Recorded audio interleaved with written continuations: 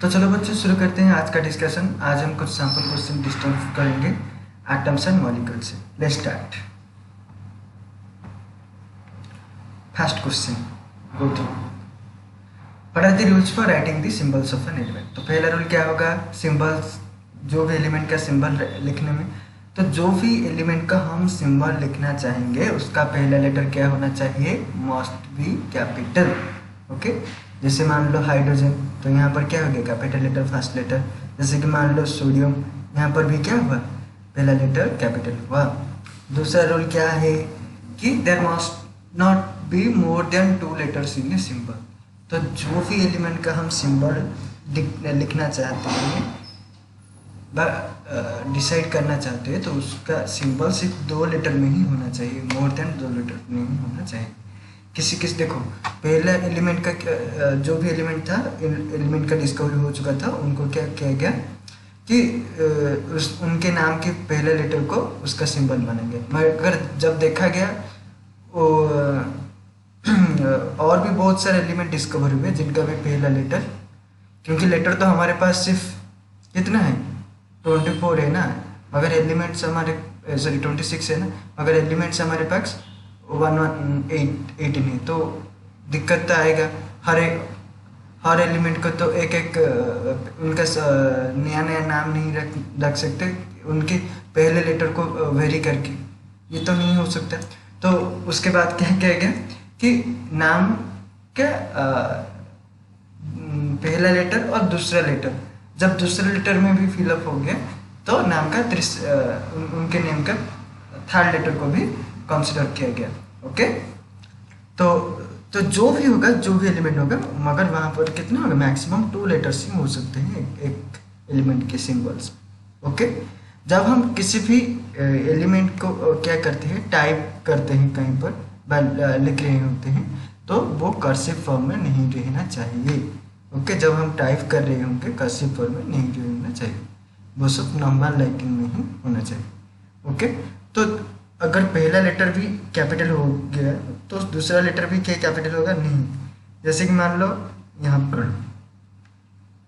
पर सिर्फ एक कंपैरिजन करो, C O and C O, देखो ये दोनों कॉम्प्लीटली डिफरेंट है। ये कार्बन मोनोऑक्साइड है, अगर हम भी दूसरा लेटर को भी कैपिटल मानेंगे तो कन्फ्यूजन हो जाएगा ना। देखो यहाँ पर भी CO है, यहाँ पर भी CO है, मगर ये जो है लोअर केस में और स्मॉल लेटर में, ये यहाँ पर O कैपिटल लेटर में। तो ये है कोबाल्ट, ये कोबाल्ट है, ये क्या है, कार्बन मोनोऑक्साइड है। तो पहला लेटर क्या होगा, कैपिटल लेटर होगा, एंड दूसरा letter must be in lower case. Okay, तो next move to the second question. तो what are the relative atomic mass and relative molecular mass. तो रिलेटिव का मतलब क्या होता है, एक एटम का अगर मास हम दूसरे, रिलेटिव मतलब किसी और चीज से कंपेयर करना। ओके, तो जब हम एक एलिमेंट का मास क्या करते हैं, दूसरे एलिमेंट के मास से कंपेयर करके निकालते हैं, उसको बोलते हैं हम रिलेटिव एटॉमिक मास। तो पहले क्या किया जा रहा था कि हाइड्रोजन का मास को स्टैंडर्ड लेकर 1 लेकर बाकी सभी का मास निकाला जाता था, मगर देखा गया कि बाद में कि हाइड्रोजन का मास है 1.0078 0078। तो जो कि अगर उससे पहले इसी को 1 के रूप में कंसिडर किया जा रहा है, तो वहाँ पर कुछ फ्रैक्शन क्या हुआ, ये फ्रैक्शन जो है वो पार्ट रह गया है, तो जो कि कैलकुलेशन में दिक्कत आ रहा था। ओके, तब साइंटिस्ट ने जब और किसी को स्टैंडर्ड लेने के लिए ढूंढ रहे थे, तब उनको मिला कार्बन 12। कार्बन 12 क्या है कि ये सबसे स्टेबल एलिमेंट अर्थ क्रस्ट में। ओके, तो जिसी का मास भी एग्जैक्टली 12 है।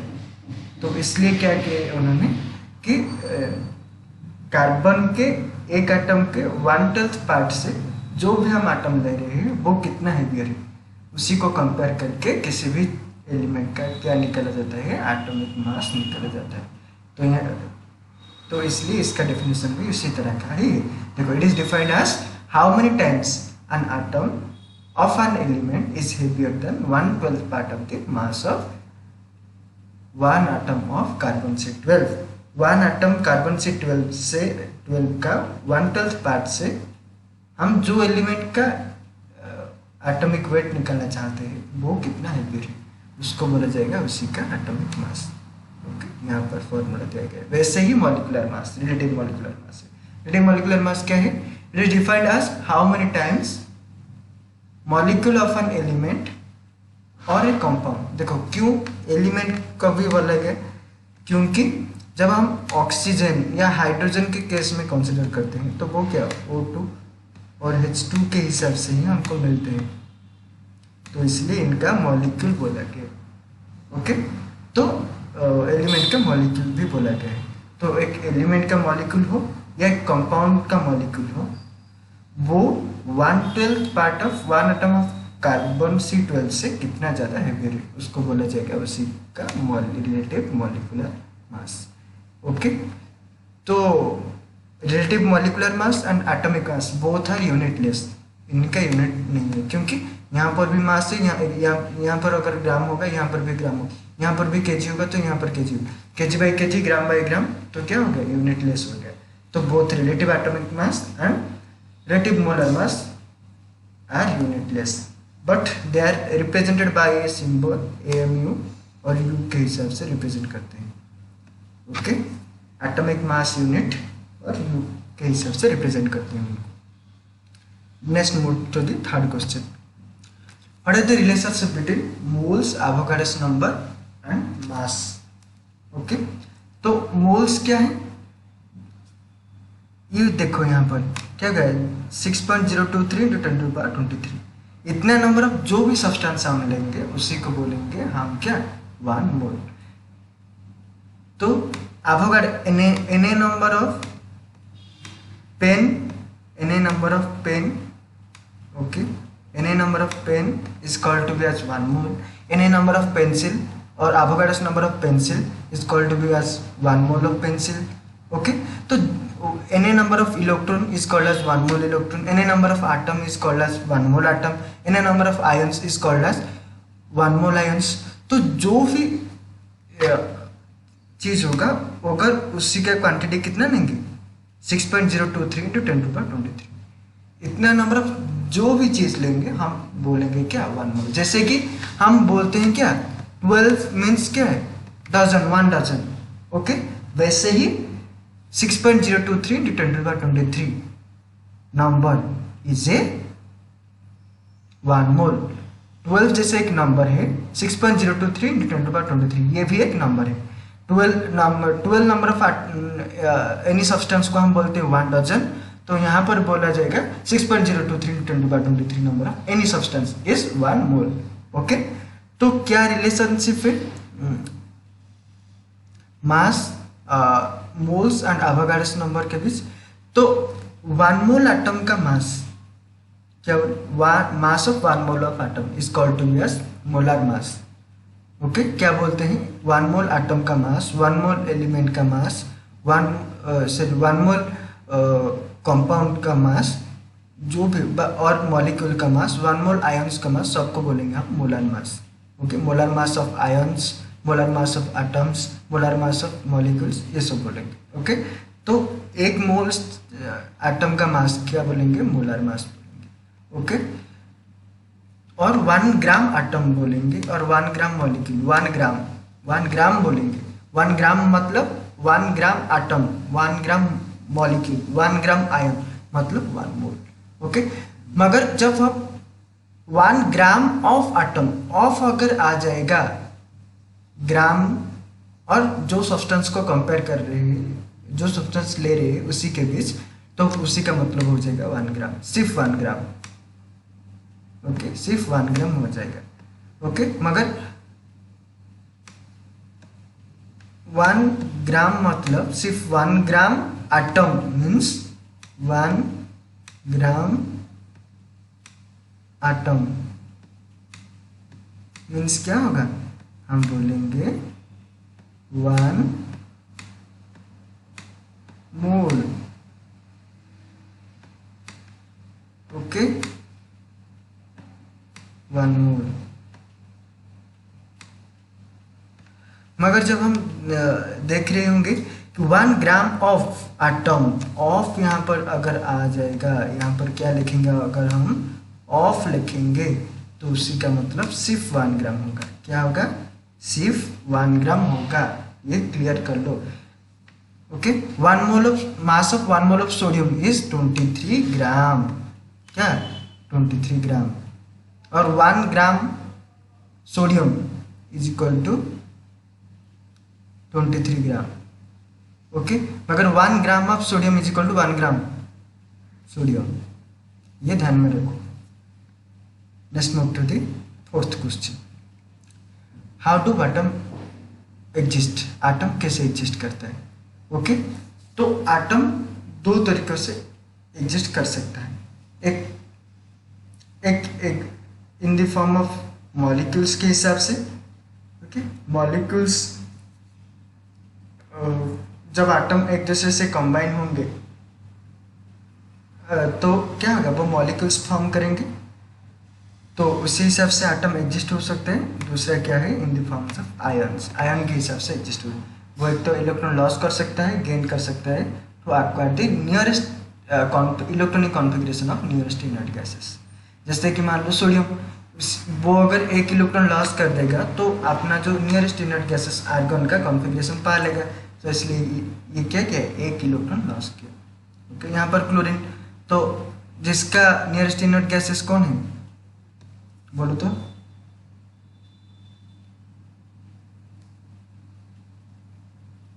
सॉरी, ये सोडियम जो होगा वो नियॉन इसका पास में होगा, नियॉन। ओके, क्लोरीन का पास कौन होगा, आर्गन होगा। तो ये 1 इलेक्ट्रॉन गेन करके आर्गन का कॉन्फ़िगरेशन हो जाएगा, सोडियम 1 इलेक्ट्रॉन लॉस करके हीलियम का कॉन्फ़िगरेशन, सॉरी नियॉन का कॉन्फ़िगरेशन में आ जाएगा। तो ये दोनों अपना नियरेस्ट इनर्ट गैसेस कॉन्फ़िगरेशन को पा लेंगे। इसलिए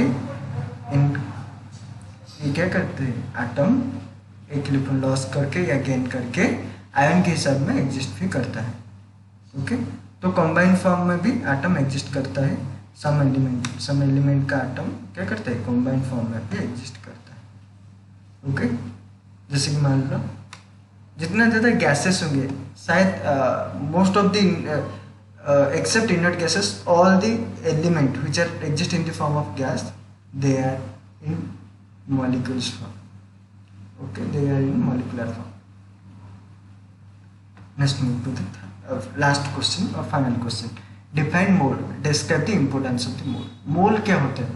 अगर ओल्ड कॉन्सेप्ट के हिसाब से हम देखें तो it is the number of atom which is present in 12 gram of carbon C12. Okay, तो 12 ग्राम ऑफ कार्बन C12 में जितना एटम होगा उसको हम बोलेंगे क्या, उसी को हम बोलेंगे 1 मोल। ओके, मगर यहाँ पर देखा गया कि थोड़ा प्रॉब्लम आया, गड़बड़ी है, क्योंकि हम मास को लेकर नंबर, ये थोड़ा साइंटिस्ट को डाउट, वो चाहते थे कि मोर क्लैरिफाई एक डेफिनेशन हो, तो इसलिए 2018 में IUPAC ने एक नया नहीं, इसको भी पहले मगर एक नया डेफिनेशन पोज कर दिया। तो वो क्या है कि mole is defined as 6.022140076 into 10⁻23 number of chemical units. It may be atoms, molecules, ions or others. जो भी होगा, इतना नंबर का जो भी चीज़ हम लेंगे उसको बोलेंगे कि हम 1 मोल। ओके, तो इम्पोर्टेंस क्या है मोल्स का? मोल्स की वजह से हम क्या करते हैं, क्वांटिटेटिव इंफॉर्मेशन, कोई भी केमिकल रिएक्शन का क्वांटिटेटिव इंफॉर्मेशन हम पा सकते हैं। ओके, तो जैसे कि यहाँ पर देख लो, यहाँ पर क्या हो गया, तो जब 2 moles of hydrogen 1 mole oxygen से मिलेंगे तो वो क्या करेंगे, 2 मोल का वाटर प्रोड्यूस करेंगे। ओके, या 2 मोल ऑफ वाटर जब ब्रेक करेगा तो वो क्या फॉर्म करेगा, 1 मोल ऑक्सीजन फॉर्म करेगा, 2 मोल ऑफ हाइड्रोजन फॉर्म करेगा। तो ये सब जो देखो माइक्रोस्कोपिक लेवल में हम कितना अमाउंट, हमको अगर चाहिए 3 लीटर वाटर प्रोड्यूस करने के लिए या 3 लीटर हाइड्रोजन प्रोड्यूस करने के लिए वाटर से, तो हम कितना वाटर लेंगे। तो ये सब माइक्रोस्कोपिक लेवल का कैलकुलेशन भी हम सिंपल से कर सकते हैं। सिर्फ देखो हम इतना नंबर ऑफ तो आटम काउंट करके नहीं ले सकते, तो उसी को सिंप्लीफाई करने के लिए ये मोल्स हेल्प करता है। Okay, moles can be use to determine the simplest formula of a compound and to calculate the quantities involve in a chemical reaction. Okay, तो मोल्स क्या हेल्प करते हैं और भी हमको कि वो सिंपलेस्ट फॉर्मूला कैलकुलेशन में हमको हेल्प करते हैं। ओके, और एक केमिकल रिएक्शन को क्या क्या रिएक्शन के लिए कितना हमको अमाउंट ऑफ सब्सटेंस लेना चाहिए उसको भी हम इजीली कैलकुलेशन कर सकते हैं। Okay, thank you for listening, have a good day.